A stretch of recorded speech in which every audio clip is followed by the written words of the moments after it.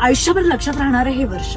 कारण या वर्षी स्वतःला सगळ्यात जास्त कमजोर होताना पाहिलं, तर दुसऱ्या बाजूला सगळ्यात जास्त ताकदवान होताना सुद्धा पाहिलं. स्वतःला सगळ्यांसमोर झुकताना पाहिलं, तर दुसरीकडे स्वतःची बाजू खंबीरपणे मांडताना पाहिलं. पाहावं तशी यावर्षी चांगली वेळ आली नाही, पण इतकी वाईट वेळ आली की त्या वाईट वेळेने आपल्यातले आपले आणि आपल्यातले परके हे दाखवून दिले.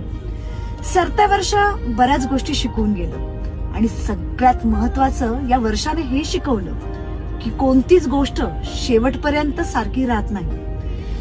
बऱ्याच गोष्टी आपापल्या सोयीनुसार बदलतात. 2024 आयुष्यभर लक्षात राहील हे वर्ष.